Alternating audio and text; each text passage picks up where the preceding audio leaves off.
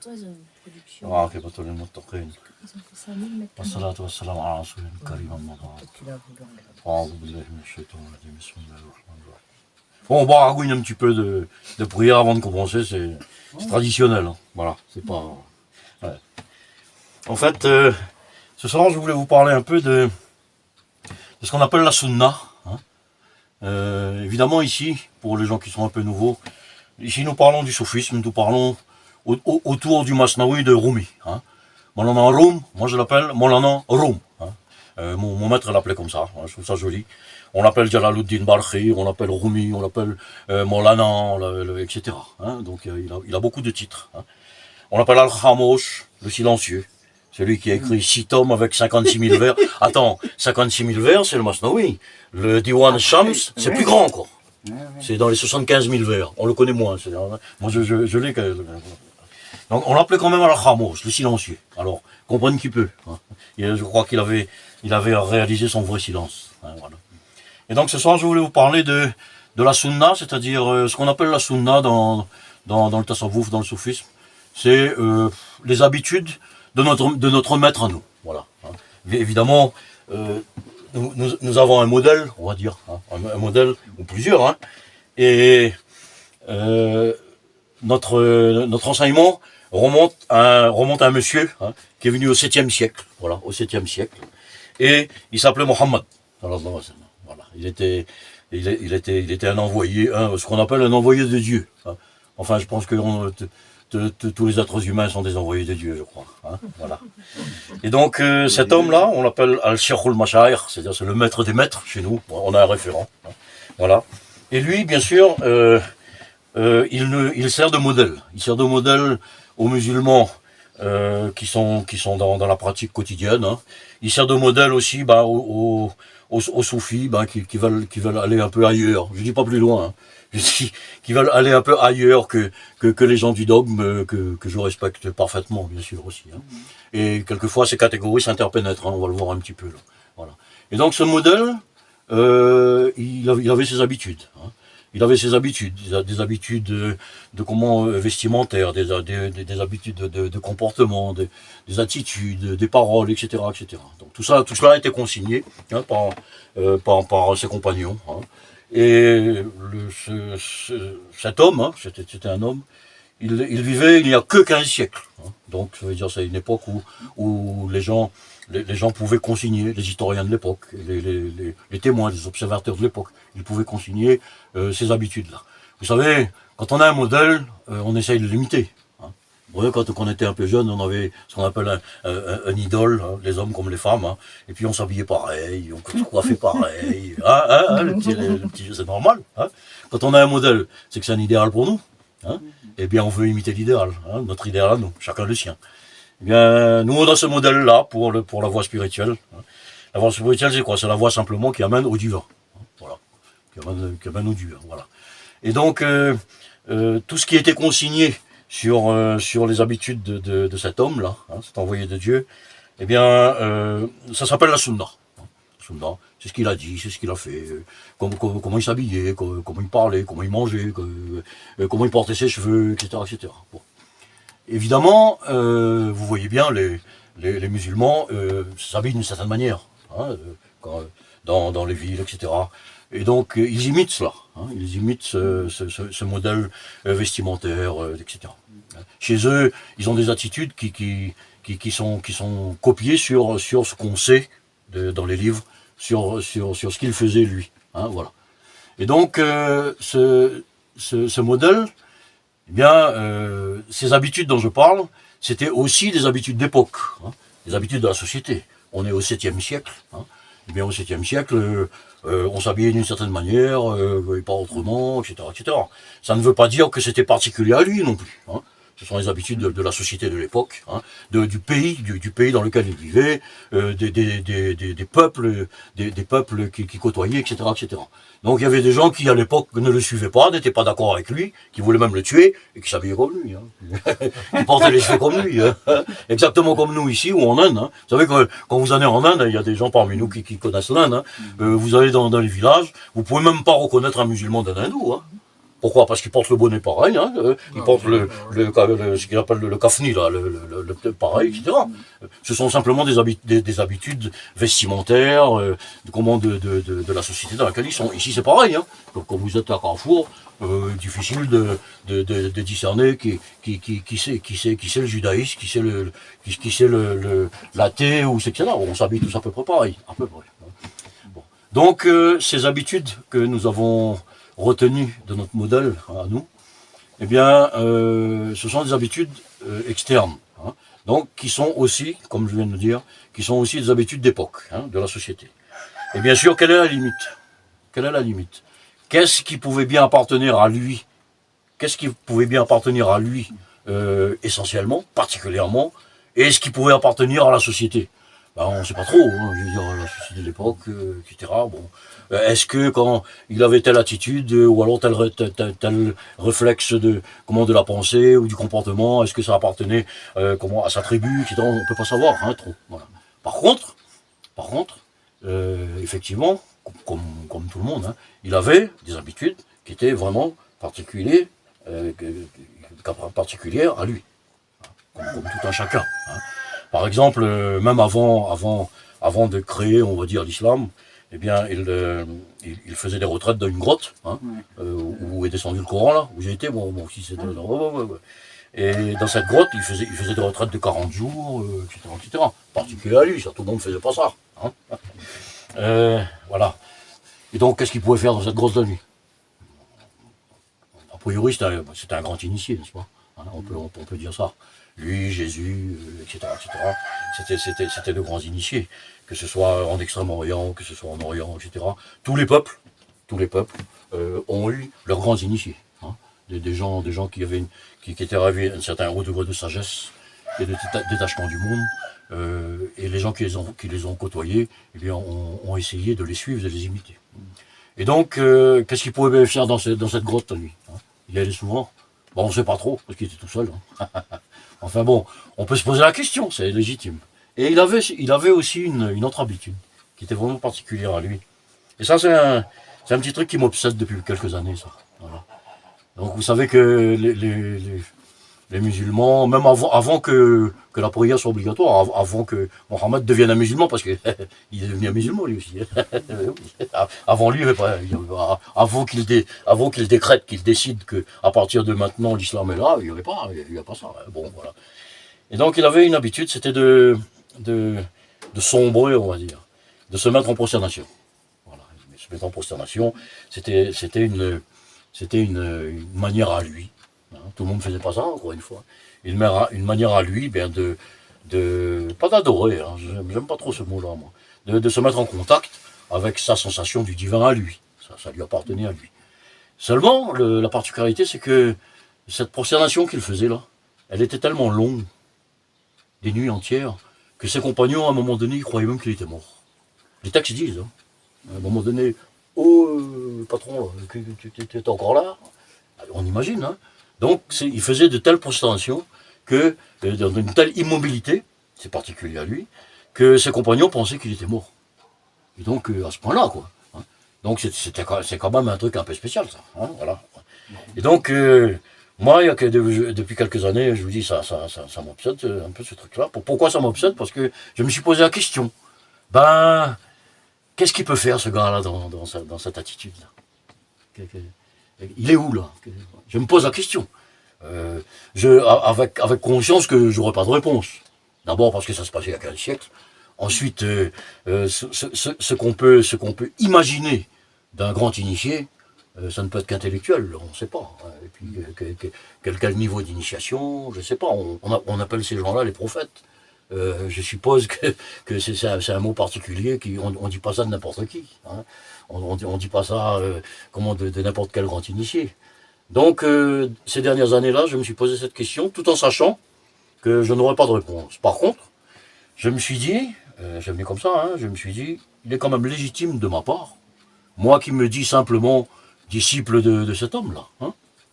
Des fois, quand on me dit, ouais, tu es musulman, je dis, oh, stop, hein. Musulman, ça veut dire quoi dans ta tête? Ouais, ouais. Parce que moi, je refuse d'être la définition que tu as dans ta tête. Hein, voilà. Moi, d'abord, je suis Farouk, c'est tout. Hein, c'est pas, voilà. Je peux dire que je suis disciple de Mohammed, comme je pourrais dire que je suis un disciple de Jésus, ou je suis un disciple du Gautama Bouddha, ou d'un autre grand initié. Hein, voilà. Eh bien, voilà, c'est tout ce que je peux dire. Et donc, je me suis dit, il est quand même légitime de ma part. Hein. Je pose comme légitime, je décide que c'est légitime, hein, voilà, tout simplement. Et j'ai besoin d'avis de personne pour ça, hein, parce qu'il y en a qui sont pas trop d'accord avec ça. Alors j'ai dit, je me pose la question, qu'est-ce que c'était que ça, hein? Qu'est-ce que c'était qu'un homme, un être humain, hein, qui se met en prosternation? Déjà, c'est pas trop physique ça. À un moment donné, vous n'avez qu'à essayer, moi j'ai essayé, hein, il y a longtemps, de vous mettre la tête par terre, vous allez voir, hein, à un moment donné, physiquement même. Hein, voilà, vous capotez, vous partez, hein, physiquement c'est pas possible. Hein. Ben lui, voilà. Alors, cela, pour moi, ça fait partie de la vraie sunna. La sunna. C'est-à-dire, c'était une habitude de Mohammed, hein, et cette habitude, c'est à lui ça. Le reste, on ne sait pas trop, ça c'est à lui. Ça m'intéresse. Et donc, cette sunna, c'est une sunna intérieure. C'est bien beau de porter les cheveux de telle manière, c'est normal, je veux dire, c'est quelque chose d'assez légitime. Hein. Qu'un musulman, par exemple, qui dit, mon modèle, c'est Mohammed, donc je m'habille comme lui, donc je me porte les cheveux comme lui, je porte la barbe comme lui, etc., etc. C'est normal, je veux dire, c'est légitime. Hein. Bon, mais ça, je l'ai fait longtemps. Alors, longtemps, ça veut dire presque 30 ans. C'est pas 30 jours, hein, donc je sais un peu ce que c'est. Hein. Voilà. Et donc, on n'est plus trop soi-même, là. Hein, on devient quelqu'un d'autre. C'est intéressant, c'est intéressant. Bon. À un moment donné, après certaines révolutions intérieures, eh bien, c'est cette question-là que je me pose. Là. Quelle est l'intériorité de cet homme-là? Voilà. Alors j'ai trouvé une petite réponse il n'y a pas longtemps.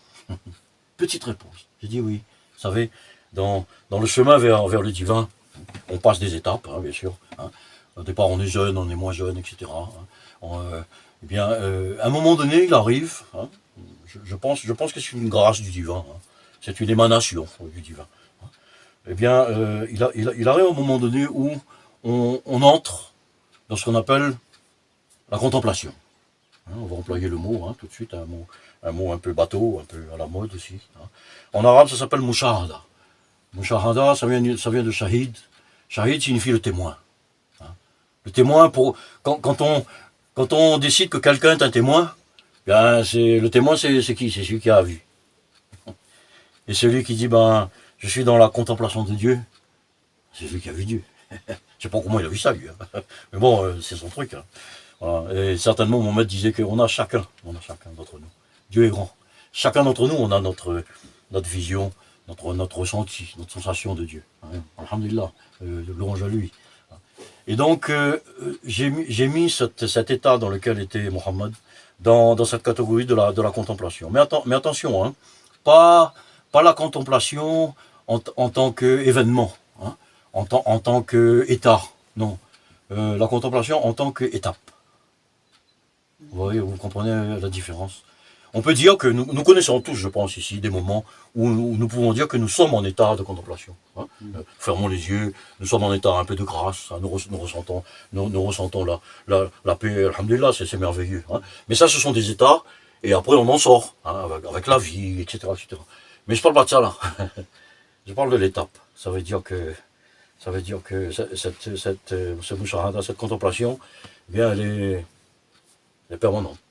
Ça veut dire que on mange, on boit, on est un être humain.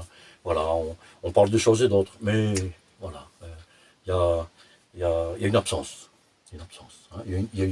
Il y a une richesse qui s'est installée.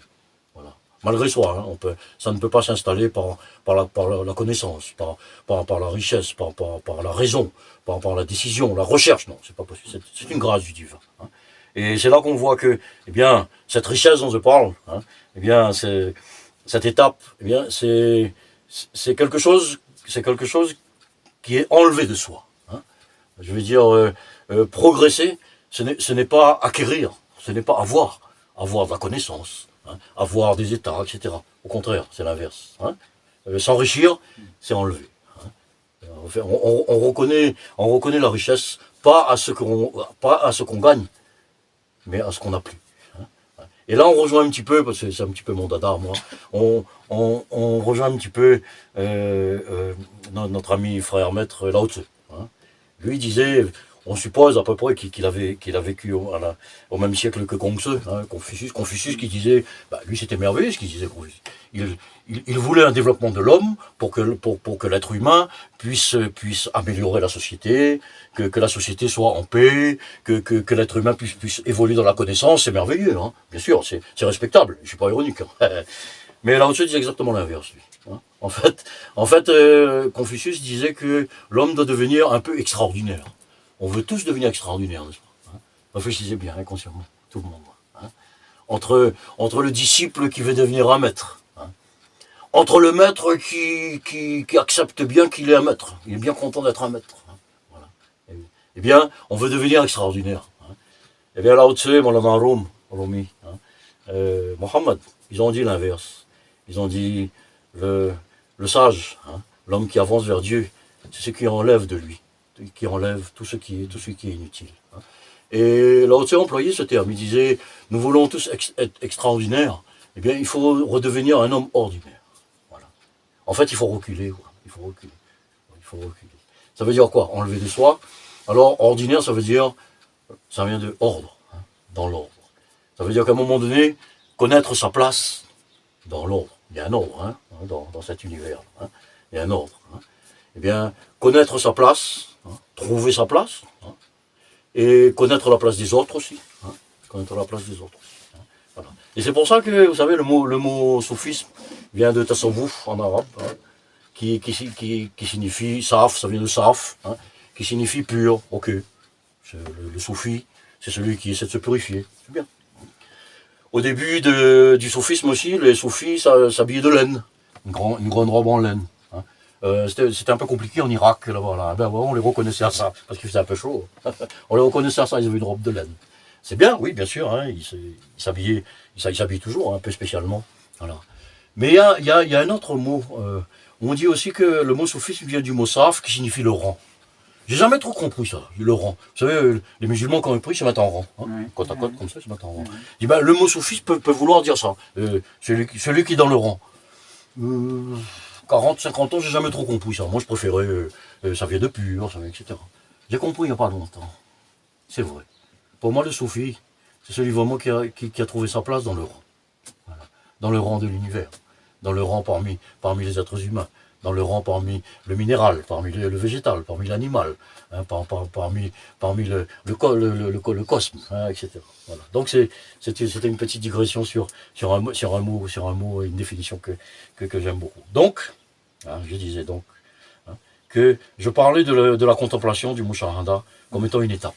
Une étape, ça veut dire à un moment donné, il arrive une ouverture. C'est un peu plus même qu'une ouverture de conscience, c'est l'ouverture d'un chakra, c'est l'ouverture du centre, de son propre centre. Parce que vous savez, ces histoires de chakra, ça existe partout, ça, dans toutes les disciplines, que ce soit chez les soufis, chez les bouddhistes, ça existe partout, chez les indiens, bien sûr, etc. Ça veut dire que c'est une grande réalité. C'est une réalité physique, d'abord, qui est universelle. Et donc, cette étape de la contemplation, c'est quelque chose qui s'installe, simplement. Les mystiques chrétiens ont un mot que j'aime beaucoup. Ils appellent ça la béatitude. Alors on a l'habitude de penser que la béatitude, c'est possible. Mais aussi certaines formes de béatitude où le gars, on sait pas trop qui il est. Il est là, il passe, il est comme tout le monde. Mais il n'est pas là, il n'est pas trop là. Voilà. Alors, certains regards le reconnaissent, s'il veut bien qu'on le reconnaisse. Si le divin veut bien qu'il soit reconnu. Sinon, il a besoin de personne. Donc, c'est mon shahada, c'est cela. Et donc, c'est comme à la cour d'un roi. C'est comme la cour d'un roi. Vous savez, imaginez un roi avec sa cour. Bien, il y a beaucoup de catégories de gens. Je vous raconte là une histoire qui vient du Masnaoui. Et en général, dans la poésie persane, chez tous les grands, Farid Dinatar, Rahmatullahi, Cheikh Saadi, etc., Hafiz Shirazi, Omar Khayyam, etc. Tous les grands poètes persans ont raconté cette même anecdote, cette même image. l'image de la cour du roi, hein, vous savez. C'est un roi spécial, hein, c'est un roi un peu spécial. Alors, dans cette cour, eh bien, c'est très construit. Hein. On ne fait pas n'importe quoi hein, dans la cour d'un roi. Hein. D'abord, il y a les gens qui sont dehors, hein, qui sont pas dans le palais. Hein. Ils sont dehors. Ils n'ont pas besoin du roi. Voilà, ils sont en dehors. Voilà. Ils font même pas l'effort d'aller. Bon. Moi, je mettrais ça dans la symbolique. C'est dans cette catégorie de gens qui n'ont pas besoin de Dieu. Il y a plein de gens comme ça. Et ils se sentent bien. Tant mieux pour eux, il n'y a pas de problème. Hein. On peut pas, on va pas dire aux gens, tu sais, moi je te connais, tu as besoin de Dieu. Ça va, c'est bon. Hein. Laissez-les vivre son truc, le gars. Ça va. Bon, donc ils sont un peu en dehors. Ils n'ont pas besoin du roi. Ça suffit à eux-mêmes. Ils disent, d'ailleurs, le roi, Dieu, c'est un prétexte. Hein. C'est un truc, j'ai pas besoin de ça. Moi. Bon, écoute, mon pote, si t'es bien comme ça, tant mieux, pas de problème. Après, quand on entre dans le palais, eh bien, il y a les gens hein, qui regardent avec fascination le faste de la cour du roi. Et bien sûr, il y a les gardes hein, qui empêchent les gens d'aller vers la cour royale. Bon. Ces gens, eh bien, ils sont timides, mais ils ont quand même fait l'effort de sortir du dehors pour venir dedans. Hein. Bon, ces gens, ce sont c'est dans la symbolique, ce sont ces gens qui croient en Dieu, qui ont une certaine sensation hein, de l'immatériel, on va dire. Hein, parce que ceux qui sont dehors, ils disent moi la matière me suffit. Ah tant mieux mon pote, c'est bien. Hein, chacun son Dieu. Donc ces gens qui sont à l'intérieur, ce sont des gens qui ressentent qu'ils ont une certaine croyance, mais qui ne savent pas trop quoi en faire. Quoi. C'est tout. Ça ne les intéresse pas trop non plus. Hein. S'engager dans une religion, s'engager dans une voie spirituelle, bon, ils sont timides, etc. Donc ils sont là. Voilà. Ils sont derrière les gardes. Voilà. Parce que les gardes, ils sont là. Alors les gardes, c'est qui? Ce sont des gens à qui on demande, on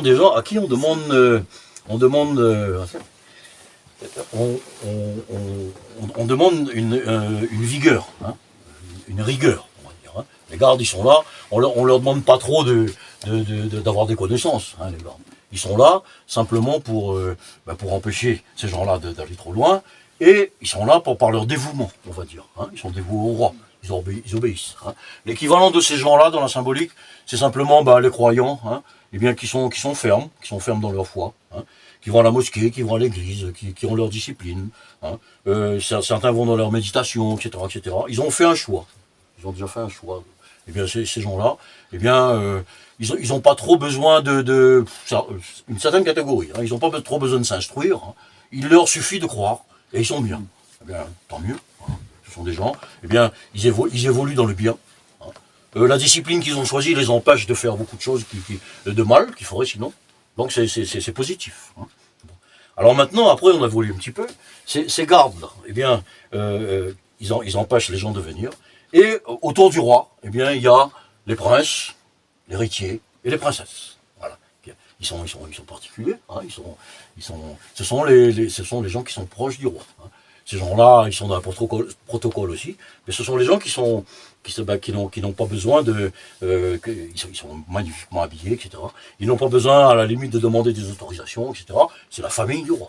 Hein, famille du roi hein. Chez nous, on appelle les muqarraboun, c'est-à-dire les rapprochés. Ils sont rapprochés du roi. Hein. Donc ça, ce sont des gens, dans la symbolique, ce sont les gens de tous les jours, mais qui veulent voir le roi. C'est-à-dire qu'ils sont à côté du roi. Hein. Et donc vous aurez très bien compris que ce roi, eh bien c'est le divin lui-même, c'est Dieu. Et donc ce sont des gens qui sont à côté du roi. Hein. Et donc ils ont dans leur discipline, hein, et ils jouissent de la présence du roi. Voilà. Donc à un moment donné, le roi se retire, il va dans son alcôve, là, et il y a tous ces princes et ces princesses qui n'ont pas besoin de demander d'autorisation, c'est la famille. Ils suivent le roi dans l'alcôve. Hein. Bon. Qu'est-ce qui reste derrière? Il reste les ministres. Un roi, il a besoin de ministres hein, pour gérer le royaume, etc., le trésor, etc. Ces ministres, eh bien, dans la vie de tous les jours, hein, ce sont les croyants qui sont fermes. Hein. Ce sont les croyants qui sont fermes dans leur foi, hein, peu importe la foi, hein, peu importe la discipline religieuse. Ce sont des croyants, des pratiquants, on va dire, eh bien, qui sont dans la certitude. Hein. Et ces gens-là sont absolument nécessaires. Que ferait un roi sans ministre? Comment est-ce qu'il gérerait le royaume? C'est pas possible. Hein. Le royaume doit être géré par des ministres. Hein. Et ces ministres-là, eh bien, ce sont ces croyants fermes, hein, qui font leurs prières, qui choisissent, ils sont dans leur liberté, hein, puisqu'ils ont choisi ça. Ils sont libres. Hein. Et donc, c'est une catégorie de croyants qui sont absolument nécessaires. Hein, nécessaires pour apporter le bien à la société. À la société, c'est-à-dire, eh bien, ces disciplines de la spiritualité et de la religion disent quand même, ben, ne faites pas le mal, faites le bien. Hein. Donc, ce sont ces gens qui enseignent cela ben, aux enfants, qui transmettent le bien. Donc, ce sont des gens nécessaires. Hein. Et donc, ces princesses, eh bien, l'héritier, ils vont dans l'alcôve autour du roi. Voilà. Et donc, ce sont des gens maintenant qui sont un peu plus rapprochés encore du roi. Hein. Donc, des gens qui restent toujours dans un certain apparat, parce qu'ils sont bien habillés, etc. Mais qui sont plus proches du roi encore. Hein. Donc, c'est des catégories. Hein. Voilà. Et donc, avant de parler d'une dernière catégorie, il suffit de préciser, vous aurez compris que c'est un roi un peu spécial. Hein. C'est un roi, d'abord, il a un attribut, c'est que qui que ce soit les gens du dehors, les gens du dedans, les gardes, les ministres, ou n'importe qui a besoin d'une entrevue, eh bien, il a son entrevue. Le roi reçoit tout le monde à n'importe quelle heure du jour, de la nuit. C'est un roi bienfaisant, c'est un roi qui est ouvert, qui accueille. Hein, voilà. Donc, c'est un attribut. Hein. Et, bien sûr, on me dirait, qui sont les plus rapprochés, là, qui sont les plus rapprochés. Bien, ce sont ces princes et ces princesses, hein, parce qu'ils n'ont pas besoin d'autorisation, etc. C'est sa famille, hein, voilà, ses enfants, etc.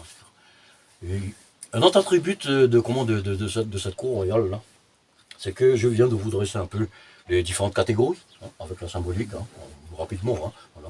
Mais il ne faut pas croire que ces catégories sont complètement fermées. Hein. Tout ça, ça s'interpénètre. Hein.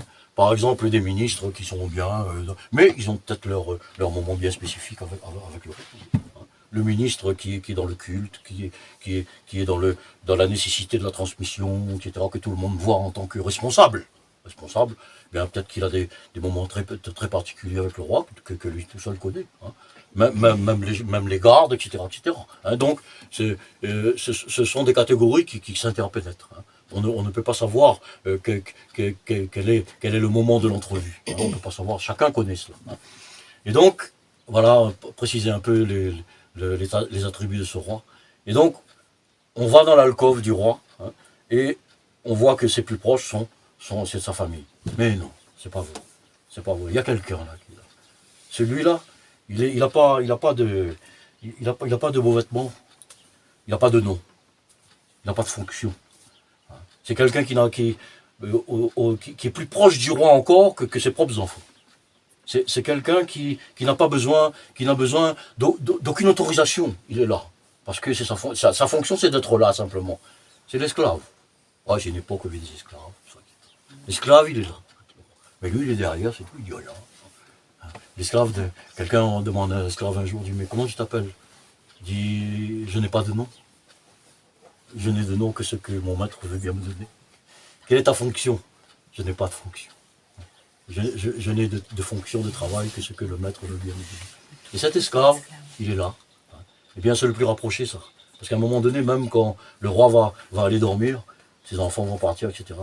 L'esclave est là. Il est là. Hein. Et là, je souris, hein, parce que je me souviens, j'ai un vieux souvenir où, quand j'étais dans la Ranka en Inde avec mon maître pendant plusieurs années, eh bien, il enseignait le Masnawi, le matin, l'après-midi, le soir surtout, etc. On faisait la prière ensemble, etc. Et bon, il y avait une centaine de personnes, hein, des gens qui venaient tous les soirs. Et je lui disais, ben, derrière, il y avait une petite salle, voilà, grande comme, voilà, ici, là, grande comme ça, c'est tout. Et là, on n'était pas nombreux, 3, 4, 5 maximum. Voilà. Et donc, vers 11h minuit, voilà, vers 11h comme ça, on allait dans cette alcôve, là, et il nous enseignait à nous, comment dire, une autre dimension du Masnawi. Hein, il nous parlait d'autre chose. Hein. Il nous parlait surtout de Shams, de Shamsuddin.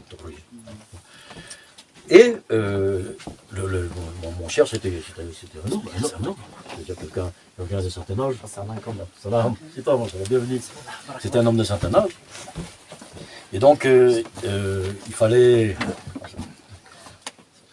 C'était un vieillard, il fallait le masser, tout ça, c'était un vieux monsieur. Hein. Et bien, il restait quelqu'un, ça, pendant toutes ces années. Là. Tout le monde, à un moment donné, il piquait la tête, il piquait de la tête. Et bien, pendant toutes ces années-là, jusqu'à ce que j'entende un léger ronflement, je le massais. Et là, j'allais dormir, donc c'était vers 2h30 du matin, et je me réveillais après vers 5h, 5h30, la prière, après on dormait plus. J'ai fait plusieurs années, donc je me souviens de ça.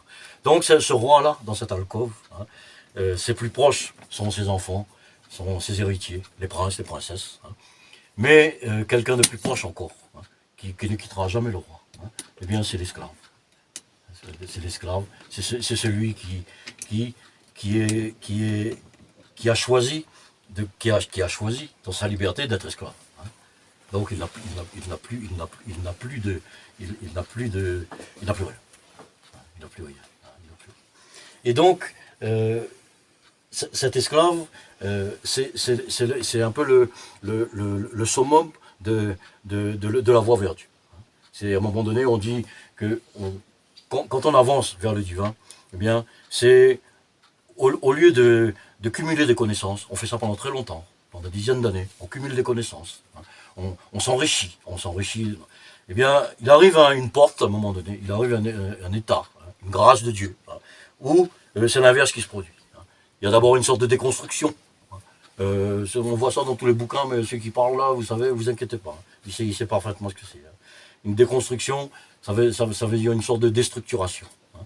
Ça veut dire que vous vivez pendant 30 ans, on va dire, sur une structure, hein, sur des bases, hein, de la société, de la pensée, de la philosophie, de la croyance, de la voie vers Dieu, etc. Et puis tout d'un coup, tout s'en va. C'est une expérience un peu traumatisante, hein, on va dire. Et on comprend pas. Voilà. Alors là, on essaye d'oublier. Hein. Moi, quand ça m'est arrivé dans ma vie, j'ai dit, vous savez, un jour, j'ai rencontré un gars, quelqu'un, il courait. J'ai dit, oh mon frère, tu cours, tu vas où là? Je dis, ben, je cours parce que y a Dieu qui me suit. Et j'en ai marre, j'en ai assez. Ça fait 30 ans. 30 ans que je prie. Des nuits entières, que je pleure, que je me mortifie le corps. Et puis, au bout de 30 ans, il n'y a rien. J'ai rien de plus qu'un autre. J'ai toujours ma raison. J'ai dit, ouais, on m'a dit, le fou là, hein, qui est en train de courir, là, il me dit, on m'a dit que dans le trésor de Dieu, c'est immense, etc. Ben, j'ai rien vu, moi. J'ai demandé la sagesse, j'ai demandé les connaissances. Bon, c'est tout ce que t'as, hein, mon Dieu. Eh ben, j'en ai marre, je me casse, je me bats. Voilà. Alors, il dit, ben, tu cours, tu vas où là?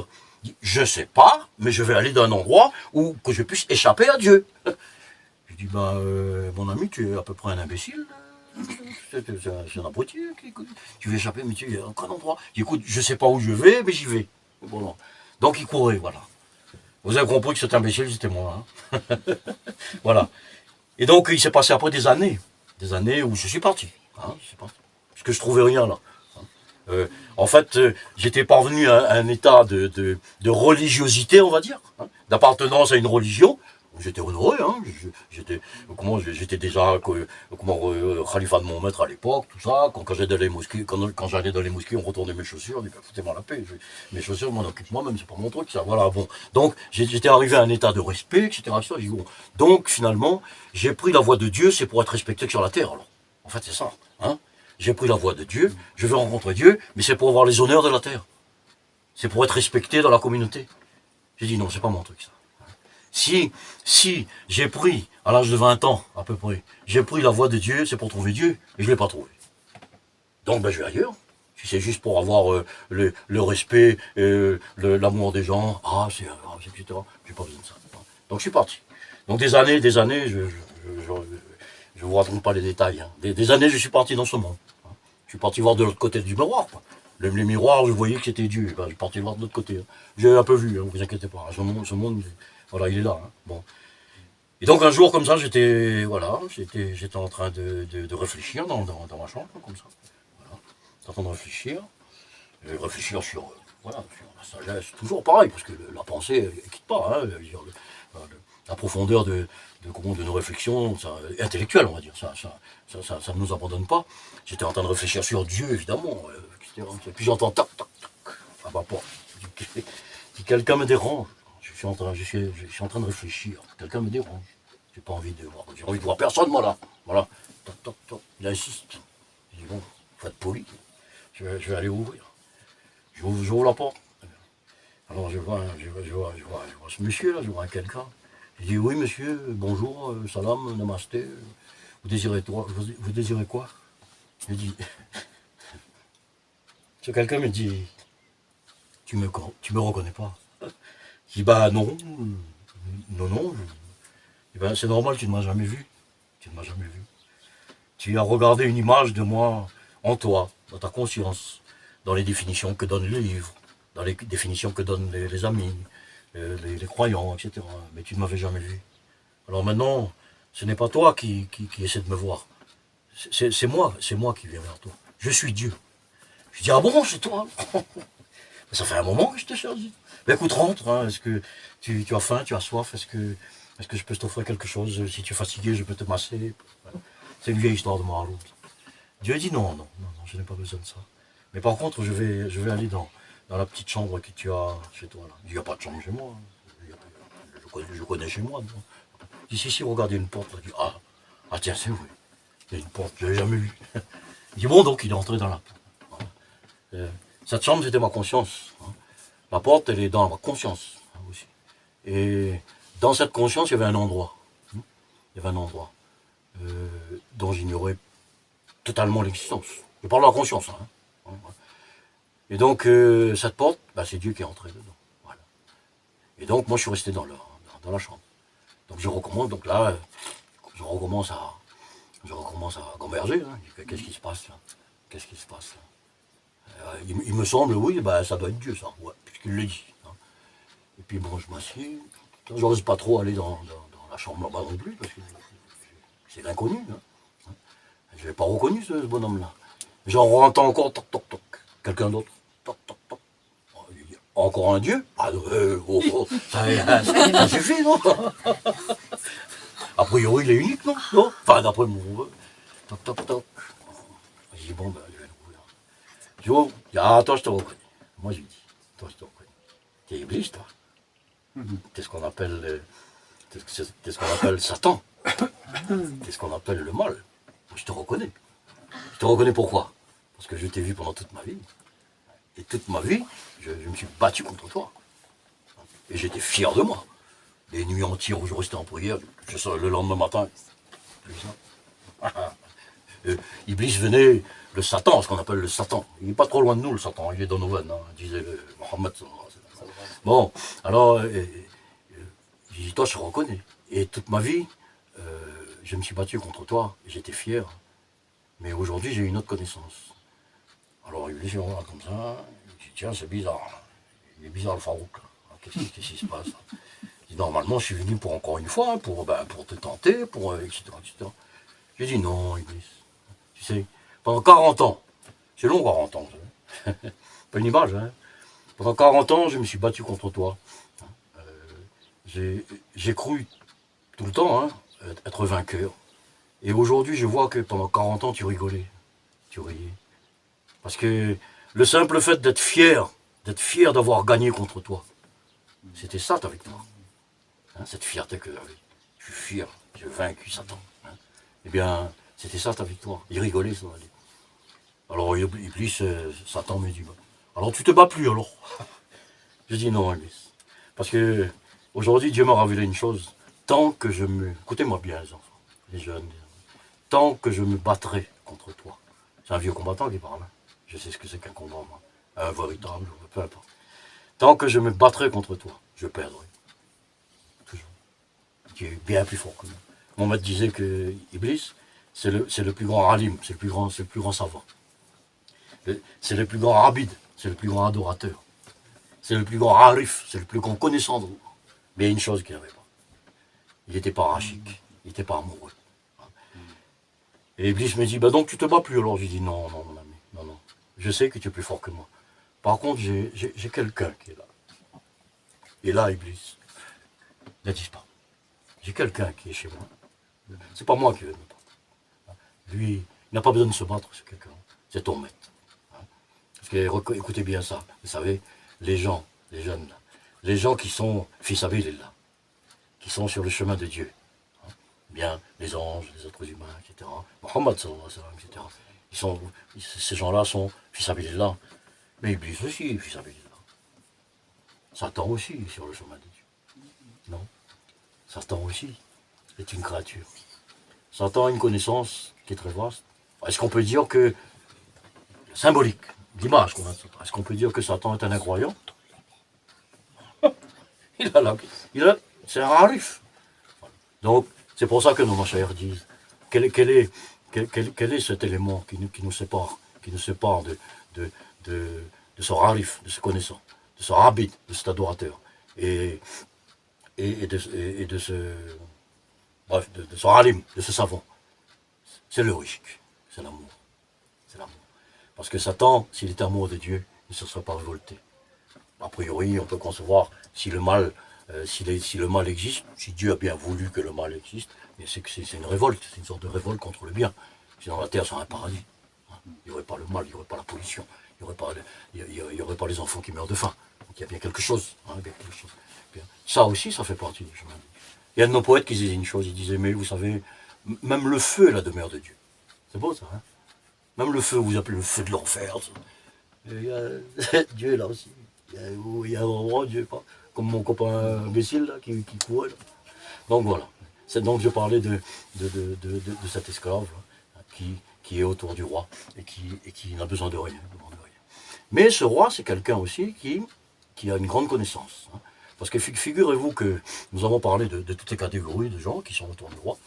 Mais il y en a un autre qu'on n'a pas parlé là. Je réserve les deux pour le dernier. Il y a l'esclave. Hein. Et bien, quand les gens rentrent dans le palais, il y a un mendiant. Comme dans tous les palais, hein, dans tous les pays du monde, il y a un mendiant qui est là. Avec son bol, il est assis du monde. Voilà. Et ce mendiant-là, bien, il est là. Et donc, mais le roi a la connaissance. Et ce qui se passe, c'est que dans la nuit, quand personne ne le voit, hein, eh bien, il va dans la masure du mendiant. Il quitte son palais, il enlève ses habits, et il va dans la masure du mendiant. Parce qu'il connaît son mendiant. Il connaît son degré, son degré de proximité de Dieu. Et donc là, le mendiant enseigne à son roi la connaissance. Hein, et le roi sait très bien que ce mendiant, il a le nom suprême. Vous savez, dans les livres sur le Tassawouf, etc., on parle du 100e nom de Dieu. Hein. Dans le Coran, il y a 99 noms de Dieu qui représentent un peu intellectuellement la définition de ses attributs. Et tous les maîtres, les grands maîtres, les livres, etc., disent qu'il y a un 100e nom, que personne ne connaît, évidemment. C'est un nom qui donne, vous trouvez ça dans toutes les disciplines, hein. C'est un nom qui donne tout pouvoir. Hein. Dans le hadith, pour ceux qui s'intéressent, j'ai le hadith, là, parce que ça vient d'un hadith. Hein. Ça s'appelle l'Ism al-Azam. D'accord. C'est l'Ism al-Azam. L'Ism al-Azam, ça veut dire le nom majestueux, hein, le grand nom. Le nom qui donne tout pouvoir, etc. Et donc le roi insiste, il dit voilà, cher, parce que le mendiant c'est un cher, il possède le sentiment de Dieu. Enseigne-moi, je sais que enseigne-moi le sentiment de Dieu. Mais pourquoi tu vas faire ça? Tu as le thé roi, tu as tout ce que tu veux. Il dit non, pour avoir plus de pouvoir, pour installer plus de biens, plus de justice, plus de mosquées, plus de temples, pour que les gens puissent mieux adorer Dieu, etc. Il dit bon, puisque tu insistes, bah écoute, tu vas faire un truc. Tu vas aller à la porte sud de la ville, là. Les villes étaient entourées d'une porte, tu vas à la porte sud de la ville.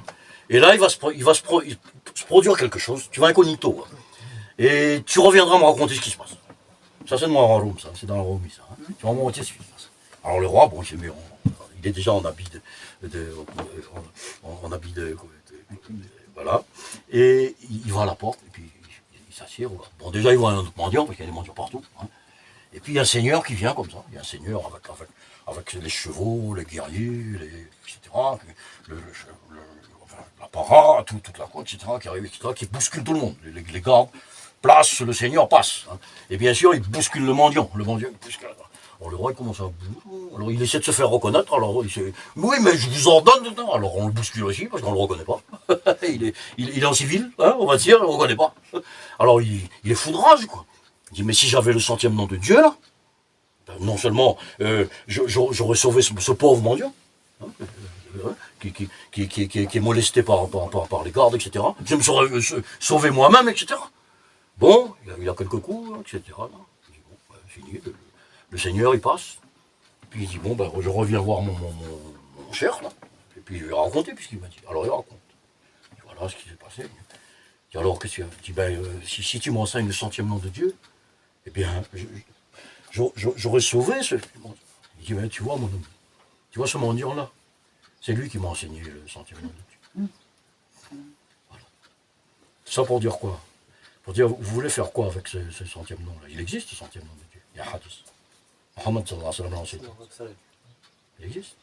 Nous on le sait, c'est notre foi à nous, non? C'est un hadith. Alors, pourquoi? Pourquoi ce centième nom? Eh bien, Moulana Haroum donne la réponse. Jalaluddin Rumi. Et il dit Allah Allah name pak isme dost. Allah Allah name pak isme dost. Isme azam azbarai qurbe host. Isme azam azbarai qurbe host. Allah Allah, le nom, le son. Allah Allah. Isme dost, c'est le nom Name pak. C'est joli en farsi ça. Name pak, c'est le nom pur. Pakistan, le nom, la terre pure. Allah Allah, Masnaoui. Name pak, c'est beau. Enfin. Nom pur. Ismedos, le nom de l'ami. C'est le nom. Isme Azam, le grand nom. Azbarai, pour Korbe. Karim. Pourquoi le centième nom de Dieu? Eh bien, le centième nom de Dieu, c'est pour avoir le plus grand pouvoir qui puisse exister sur cette terre. La plus grande richesse. Et c'est quoi? Korbe Oz. La proximité de l'ami. La proximité de l'ami. Le centième nom, ceux qui ont eu l'héritage du centième nom de l'ami, hein, bien sûr, ils peuvent avoir des trésors. Bien sûr, ils peuvent avoir ce monde. Bien sûr. Parce que vous croyez quoi? Les mendiants que vous voyez là, devant la porte du roi, ou les mendiants qui enseignaient là, devant la porte sud, là, qui enseignaient le centième nom là. Leur nourriture vient d'où? De leur bol, vous croyez? Leur nourriture vient du monde. C'est parce que les gens mettent une petite pièce dedans qu'ils peuvent manger. Vous croyez ça? Voilà. Alors, telle est la réponse.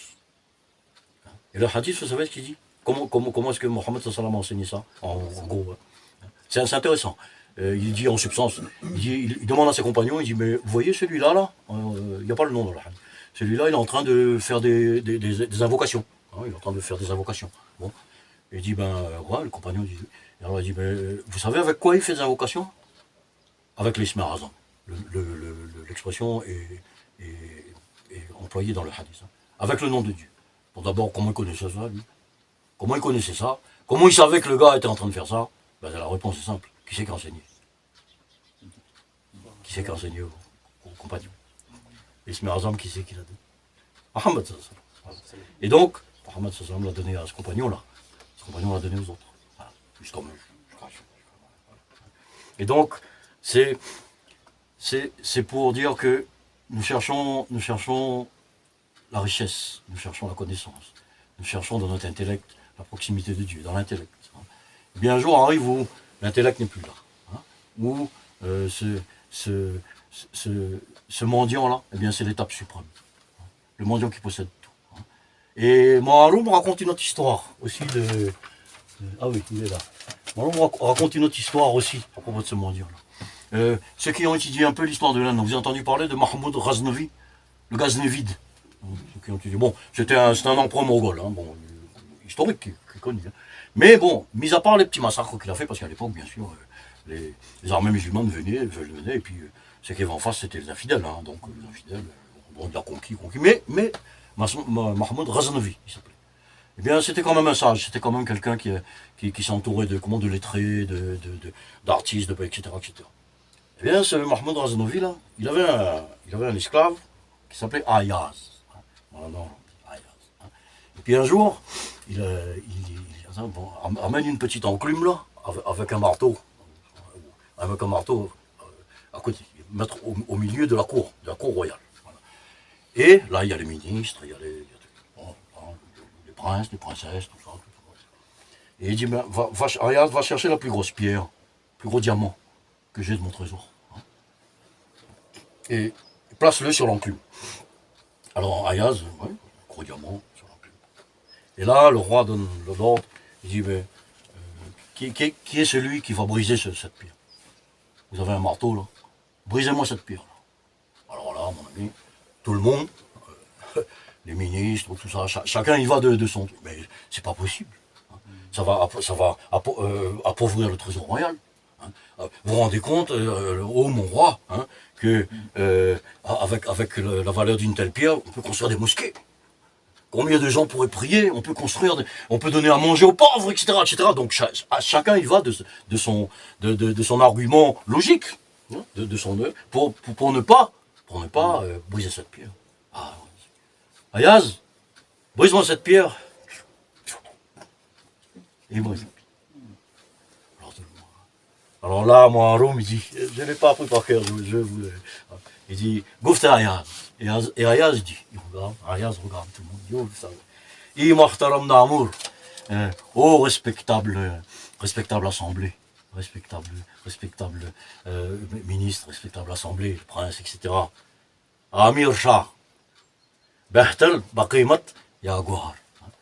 Qu'est-ce qui est mieux? C'est l'ordre du roi ou la pierre? En richesse. Qu'est-ce qui a le plus de valeur? La pierre précieuse ou l'ordre du roi? Ayaz, il ne réfléchit pas. Vous savez, les mendiants sont des gens qui ont basculé. Ça.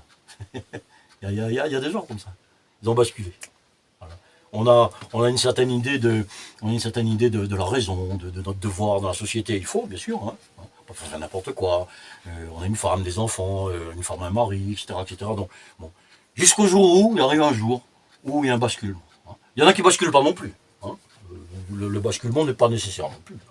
Il y en a qui arrivent à quitter ce monde, et bien alhamdulillah, dans la sérénité, dans la joie, dans la croyance, c'est bien aussi. Mais il y en a, non, ils deviennent un peu voilà. On appelle ça le jazm, le majzoub. Le majzoub, le jazm, c'est celui qui est ravi, ravir, comme voler quelque chose, ravir. C'est Allah qui, tu veux pas, mais tu voudras quand même. Voilà, c'est celui qui est ravi. Il est ravi à quoi? À lui-même. Voilà. C'est peut-être des gens qui passent comme ça, pas tous les jours comme ça, là, mais bon, ils sont plus là. Donc ce mendiant, eh bien, c'est celui qui a basculé. Et donc, Ayaz, il continue, il dit, mais où se porte votre regard? Quand vous regardez le monde, vous regardez la création. Maharoum dit, il dit, ben, Edil, oh mon cœur, Edil. Qu'est-ce qui est le plus sucré? Le sucre ou le créateur du sucre? Qu'est-ce qui est le plus sucré? Le créateur du sucre, ça a un goût. Et oui, ce qu'on appelle le dork, ça a un goût. Chacun le sien. Moi, Edil, oh mon cœur. Il y a un kabar sa'azad. Oh mon cœur, qu'est-ce qui est le plus beau? La lune ou le créateur de la lune? Donc Ayaz, il dit, mais, quand votre regard se porte sur la création, vous voyez des beautés, bien sûr. À un moment donné, le regard ne peut plus voir que ça, que la beauté. Mais il y a le créateur de la beauté. Et donc, votre regard, à un moment donné, il faut qu'il quitte ça, pour se poser, entre guillemets, pour se poser sur le créateur de la beauté. Et ça, ce regard, c'est le cœur aussi, c'est votre cœur aussi. Et donc, c'est l'histoire de ce Ayaz qui ne réfléchit pas. À un moment donné, la réflexion même devient une barrière. Devient une barrière dans la contemplation de Dieu. Maharoum, il dit, Behis, au gauche, au fikrat, oui. Behis, au gauche, au fikrat, oui. Behis, soit sans ressenti. His, sans sensation. On retrouve le copain à l'autre, là. Soit sans sensation. B gauche, sans oreille. Ferme tes oreilles. Befikrat, sans pensée. Et il dit pourquoi. Voilà. sans sensation, sans oreille, n'écoute plus ce monde, et sans pensée. Ta khatab yurdi'ara bisnawi. Ta khatab yurdi'ira bisnawi. Pour que tu entendes, Bishnu. Pour que tu entendes le khatab, le discours. Khatab yurdi'ira. Du retour. Pour ça, Maharoum, il dit aussi, il dit, vous savez, nous sommes sur le chantier de Dieu. Nous progressons vers Dieu. Nous allons vers Dieu. Nous allons vers l'avant. C'est faux. Il ne s'agit pas d'aller vers Dieu. Il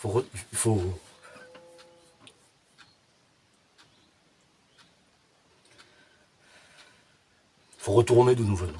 Il ne s'agit pas d'aller de l'avant, il faut retourner. Et c'est là-bas que ça se passe. On était là-bas. Hein. Chaque fois que je pense à ça, j'ai un petit râle. Voilà, c'est bien pico. C'est Carlo-Bala. Mes amis comprennent. À cet endroit d'où nous venons. Maharoum, il dit, cherche l'origine de ton origine, de ton origine. Maharoum, il dit ça. Cherche l'âme de ton âme, de ton âme. Bon. Ces jours, si vous voulez, on pourrait essayer de... Je fais un petit truc là-dessus. On pourrait essayer de réfléchir ensemble là-dessus. Hein. Donc, c'est cela. Et pour finir, voilà. Parce que c'est bien beau, hein, j'ai dit que mon Maharoum m'a dit soit sans sensation, sans pensée, etc. Ils sont bien marrants, les amis de Dieu, hein, mais c'est facile à dire, ça. Voilà, on lit ça dans les livres, etc. Deux choses. Hein. D'abord, comment on fait ça? Facile à dire. Hein. Et puis, vous croyez que ces gens qui ont dit ça, là, vous croyez que c'était juste pour faire de la petite poésie comme ça? C'est juste pour faire des jolis mots, un joli rythme. Non. Bon, allons parler de son état, sans ressenti, sans oreille, sans pensée, Voilà. Tar, jusqu'à entendre, réfléchissez bien ça. Hein. Il n'a pas dit pour découvrir, il n'a pas dit pour atteindre. Bishnoise, il a dit pour entendre discours. En quelle langue, en quel son, quelle musique, quel univers. Pour entendre le discours, Yurdi'ira. Yurdi'ira, ça vient du corps. Ça vient du retour. Et donc, comment faire ça? Bon, bah écoutez, je sais pas, réfléchissez. Hein. Puis voilà, vous me direz comment faire. Ah ouais, parce que moi, je suis un théoricien, moi. Oh, je suis un perroquet, moi. Je répète ce que j'ai entendu de mon maître là-bas, et puis je répète ce qu'il y a dans les livres. Voilà. En fait, je ne sais pas trop. Hein. Voilà. Je suis là simplement pour parler de Dieu, parce que vous avez Dieu dans le cœur. Voilà. Inch'Allah, alhamdulillah, moi aussi. Donc je suis là simplement pour parler de Dieu avec vous, pour que vous m'apportez aussi vos sensations. Hein. Parce que figurez-vous que, comme je vous dis souvent, je suis là en train de parler, là, c'est moi qui cause, tout le monde se tait. Ça ne marche pas comme ça. Ça marche pas comme ça. Oui, bien sûr, vous m'entendez. Mais moi aussi, je vous entends. Ne vous inquiétez pas. Les vieux, moi, je suis un vieux. Les vieux dinosaures, là, ils ont appris 2-3 petits trucs. Et puis, ils peuvent voir les cœurs s'ouvrir. Maharoum disait, Qu'est-ce ta'adil yaki rozan. Qu'est-ce ta'adil. De cœur entre les cœurs, yaki, soit certain. Qu'est-ce ta'adil yaki rozan. Il y a des fenêtres. Il y a des fenêtres entre les cœurs. Najuda hodur. Ils ne sont pas éloignés. Comme deux corps. Il y a deux corps là, ces deux corps sont éloignés. Ces fenêtres-là ne sont pas éloignées comme ça.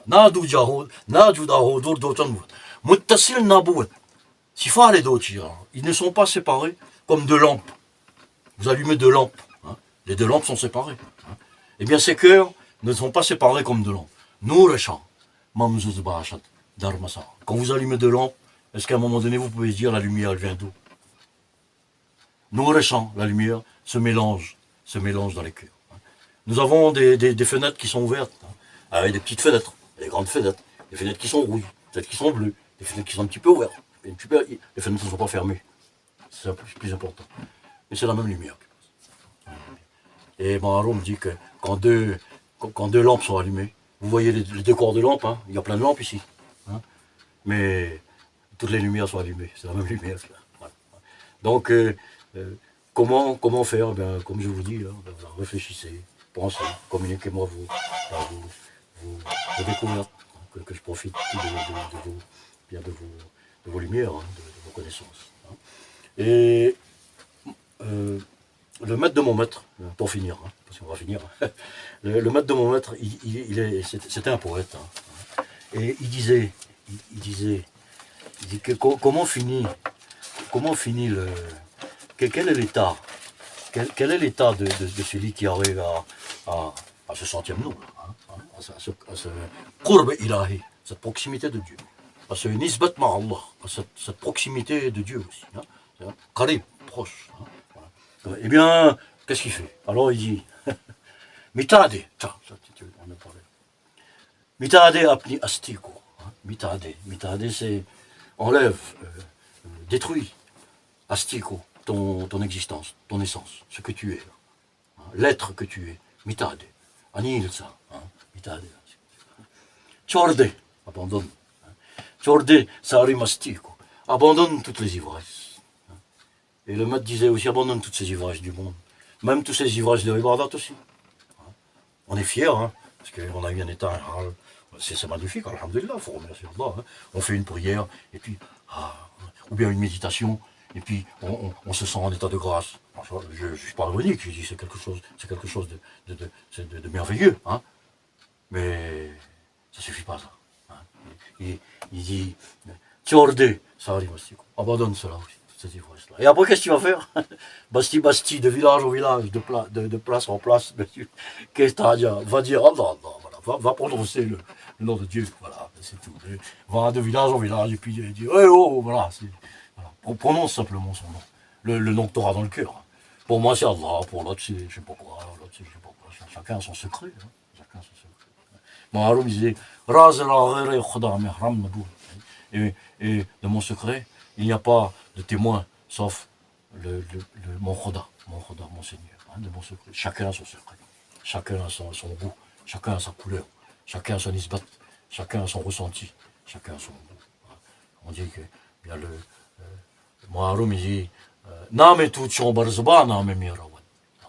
Quand ton nom, barzaba, arrive sur mes lèvres. Name tout chon barzaba, name mirawan. Harbounem. De chaque pore de mon corps surgissent des océans de miel. De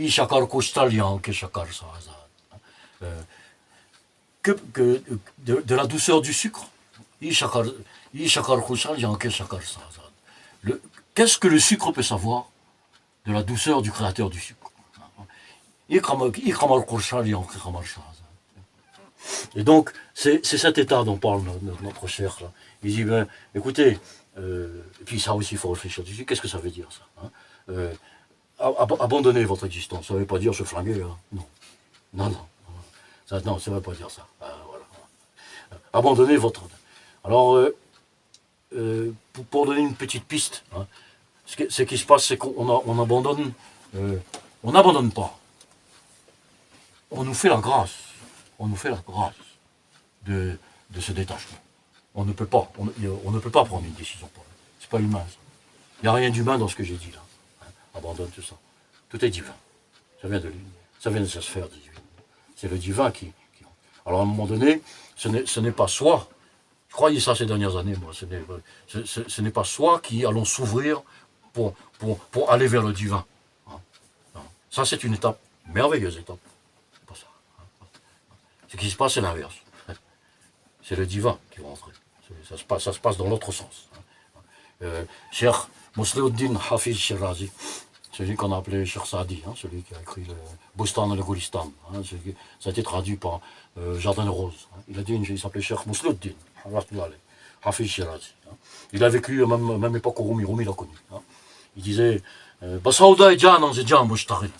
Basaouda et Djanan, c'est Djan Mouchtaril. C'est très très beau ça. Alors, il y a une image dans la poésie persane qui dit Basaouda et Djan, en te vendant mon âme. Il n'a pas dit je te donne mon âme. Ben, vous savez, réfléchissez bien.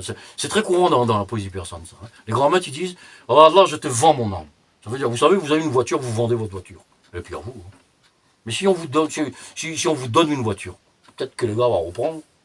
C'est jamais totalement à vous. Hein. Donc il vaut mieux vendre. Ben, ça, voilà. Alors, dans ce cas-là, l'acheteur, ben, c'est celui qui achète, c'est lui qui fait le prix. C'est pas le vendeur. Hein. Basaroda et Diana, en te vendant mon âme, Zedjan Mostaril, j'ai quitté mon âme. ça va dans les Djan, Zedjan, ben, si je te vends mon âme, hein, tu vas me donner un salaire, non, tu vas me payer mon âme, non? Eh ben, j'ai plus d'âme. Bah, comme une voiture. Hein. Bazikra Habib, Asjaha Mustawi. Bazikra Habib, c'est par l'appel de l'aimer. Asjaha Mustawi. J'ai abandonné le monde. Hein. Et ici, un jeu de mots entre Jan et Jaha. Il y a une lettre en plus. Hein. Et Bazikra Habib, on pourrait traduire ça comme on parle, le souvenir de l'aimer, d'accord? C'est pas ça le commentaire de mon cher, mon maître. Il a dit par l'appel de l'aimer. Ça veut dire quand on dit Allah Bazikra Akbar. On traduit ça par, certes, le souvenir de l'aimer, le zikr d'Allah est le plus élevé. On comprend ça, nous-mêmes, le zikr que l'on fait, on peut comprendre ça aussi que c'est le zikr que Allah fait. C'est pas de moi, ça c'est d'un grand mufassir. C'est le zikr que Dieu fait. Par l'appel de l'aimer, j'ai quitté le monde. Et ici, c'est très important, je finirai là-dessus. Bayad haq, azkhal ke bugrakhta. Bayad haq, en me souvenant des créatures, en me souvenant de la vérité, on va dire. Je vais traduire autrement après. Bayad haq, azkhal ke bugrakhta. J'ai abandonné la création, j'ai abandonné les créatures. Mais moi, je ne traduis pas ça par Bayad haq, Bayad haq, quand la réalité se dévoile. Moi, je traduis ça comme ça, ce que je ressens comme ça. Yad haq signifie se souvenir de la réalité. Quand la réalité va se dévoiler à moi, la réalité divine va se dévoiler à moi, je vais quitter les créatures. Alors quitter la créature, ça ne veut pas dire je vais tous vous quitter ou vous allez tous me quitter. Hein. Ou alors je vais finir tout seul dans la forêt, ça ne veut pas dire ça. Ça veut dire que je vais quitter la créature. Ça veut dire que créature c'est qui? C'est tous. Hein. Je sais, j'aime mes enfants. Mais vous savez, dans l'amour de Dieu, quand l'amour de Dieu ne pénètre plus rien, hein. Il n'y a même plus soi. Donc, hein. Et après, à la fin, il dit, celui-là, c'est l'homme qui est dans l'ivresse. Tu n'as pas c'était sacré qui met on peut traduire ça par le buveur, sacré. Sacré, c'est le buveur, en France. Le buveur était en ivre qu'il en a jeté le vin.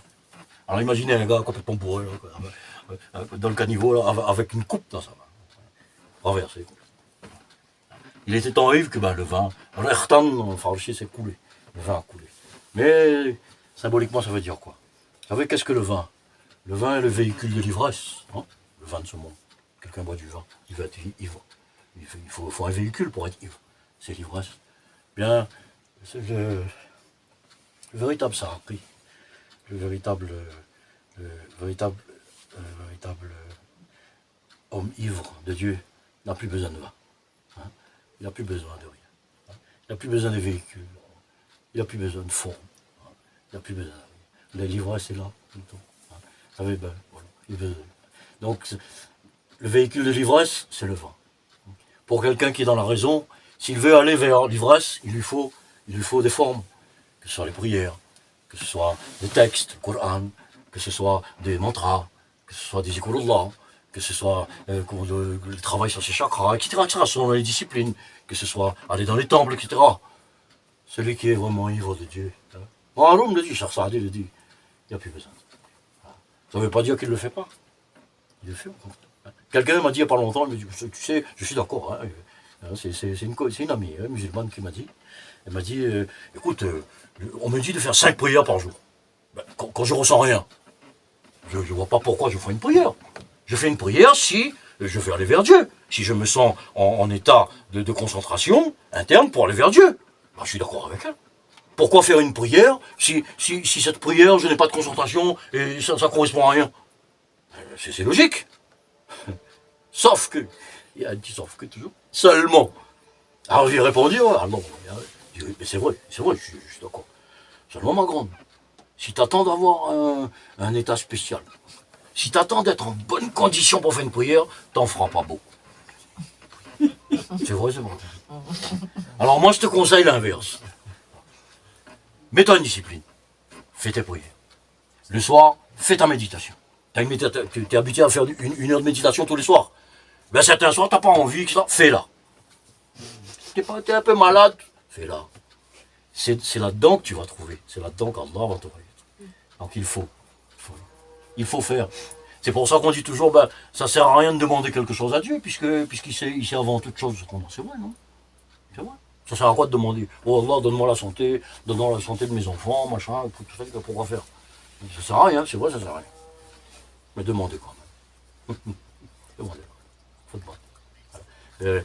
Le mendiant, vous savez, qui est assis devant le palais du roi, il a besoin de quoi, lui? C'est pas les aumônes qui le nourrissent. C'est le divin qui le nourrit. Mais il est là. Il pourrait disparaître. Hein. Allah peut le prendre. Puis il devient de plus en plus rapproché. Et puis il n'a plus besoin de son, un mendiant. Hein. Il a basculé. Il est même plus dans la logique. Il est même plus, il est même plus dans l'ordre normal, social des êtres humains, des hommes, de la société. Mais pourquoi il est là alors? Voilà. Pourquoi il est là? Toujours pareil. Bah, dis ça toi. Toujours pareil. Il est là pour nous. Et nous, chez nous, on dit ben, le plus grand bodhisattva qui, pour nous, notre plus grand bodhisattva, hein, celui qui aurait pu très bien s'en aller. Il n'y a pas besoin de nous. Il n'y avait besoin que de Dieu. Pour nous, c'était Mohammed. Jésus faisait partie de ces gens-là, etc., etc. Il n'y a pas le droit. Il fallait bien qu'il reste pour nous. Hein. Ce sont ces gens-là qui sont nos serviteurs. Sans eux, qu'est-ce qu'on ferait? On serait dans... Pire que les biens... On serait des sous-animaux, je dis. Des fois, on dit aux gens, tu ressembles à un animal. N'insultez pas les animaux, s'il vous plaît, parce que les animaux, ils sont dans une sorte de perfection de leur truc. On serait ça. Et donc, les prophètes, les grands initiés, de tout temps, hein, ils sont là pour nous. Sinon, on ne serait pas. On ne pourrait pas parler comme ça. On n'aurait pas dans le cœur ce qu'on a actuellement. Allah, Dieu, dans le divin, a créé une loi qui fait que c'est le divin qui a créé les intermédiaires. Le divin n'a pas besoin de Mohammed, il n'a pas besoin de Jésus, il n'a pas besoin de personne. Hein. Mais c'est sa loi. C'est lui qui a dit. Voilà. Et donc, voilà la finalité. Hein. La finalité de cet homme. Métade apniasti. Annihile ton existence. Ton existence habituelle dans le monde, tes pensées, etc. Annihile ça. Moi je dis, demande au divin. On peut pas. C'est pas humain ça. Ce truc-là, c'est pas humain ça. C'est un truc inhumain ça. C'est un truc divin. Voilà. Torde, abandonne. Sarimasti. Abandonne toutes ces ivresses. Parce que vous savez, quand on commence dans la voie spirituelle à avoir des états, c'est merveilleux, hein. On recherche ça. Ça aussi. Bien sûr, c'est merveilleux, hein. Ça aussi. Il faut abandonner. Qu'est-ce qui reste? Eh ben, il reste quelqu'un qui bastille de village en village, de place en place. Il dit, eh ben, abandonne, ben oui, ben c'est Dieu, ouais, vous ne voyez pas là? Voilà, c'est fini. Le mendiant bascule. Alors, faisons droit qu'Allah, demandons au divin de faire de nous les mendiants. Hein? Faire de nous les mendiants. Voilà. Ce qui n'empêche pas bien, notre rôle en ce monde. Hein. Ça n'empêche pas qu'on puisse avoir des fonctions en ce monde. Hein. Mais vous savez, le mendiant là, il n'a plus de fonction. Hein. Le roi, on peut dire que c'était un cheikh aussi, un maître. Vous savez, mon maître, c'était quelqu'un qui avait des milliers de disciples. Fallait supporter ça. Hein. Moi j'ai des amis qui ont eu l'autorisation, tout ça, ils ont des centaines de disciples, etc. Mais le mendiant, il n'a pas Qui c'est qui va être disciple d'un mendiant? Le roi. Mais le roi, c'est un spécial. C'est un spécial. Voilà. Mais pour finir, si vous voulez bien, on va faire 5 minutes de zikr, puis je vais vous chanter un petit peu, je vais faire un petit peu de musique, hein, comme d'habitude. Donc là, le zikr, on fait sur le nom d'Allah, vous savez, c'est un son. Chacun. Oui, vas-y. Chacun trouve son son particulier. Il y en a, le son, ça peut être le silence aussi. Chacun voit.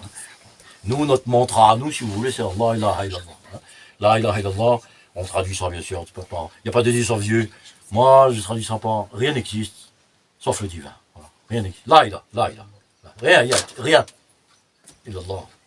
Le divin. Darut Sharif, Allahumma salli ala sayyidina Muhammad. Allah.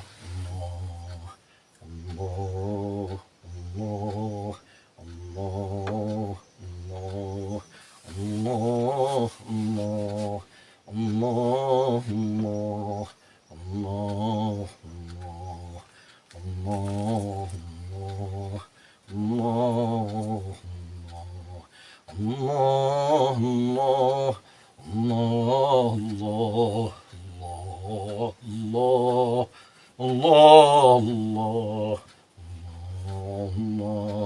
Allah, Allah, Allah, Allah, Celle Celaluhu, وتعالى شانه. نرى مستانا خشمي آدم، نرى مستانا خشمي آدم، طابت جناتني بعدم، طابت جناتني بعدم. أذكر مزويشك معزولا ما كن، أذكر مزويشك معزولا ما كن، جز بذكر خاش مشغولا ما كن، جز بذكر خاش مشغولا ما كن. الله الله الله الله الله الله الله الله الله الله الله الله الله جل جلاله وتعالى شانه. Бишнаваз нечун хикаят ми кунада, бишнаваз нечун хикаят ми кунада, az juday ha şikayet mi kunada, az juday ha şikayet mi kunada. Казнаистан там мурабу бридан, Казнаистан там мурабу бридан, аз нафирам мардозан налидан, аз нафирам мардозан налидан. Сине خواهم شرح از فراق، سینه خواهم شرح از فراق، تا بگویم شرح درد اشتیاق، تا بگویم شرح درد اشتیاق. هر کسی کو درماند از اصل خویش، هر کسی کو درماند از اصل خویش، باز جوید روزگار رسخ خیش، باز جوید روزگار اصر خیش. لا اله الا الله، لا اله الا الله، لا اله الا الله، لا اله الا الله، لا اله الا الله، لا اله الا الله، لا اله الا الله، لا إله إلا الله محمد رسول الله صلى الله تعالى عليه وسلم. اللهم صل على سيدنا محمد ربنا آتنا في الدنيا حسنة وفي الآخرة حسنة. L'instant où le cœur ressent la présence de Dieu est un instant béni. C'est un instant où vous pouvez tout lui demander. Alors, la vraie demande, c'est dire merci, je pense. La véritable, la seule demande que l'on puisse faire, c'est merci. Voilà. Bon, c'est un instant Moubarak, c'est un instant particulier. C'est un instant de proximité. C'est un instant où, bien, Dieu est là. Voilà.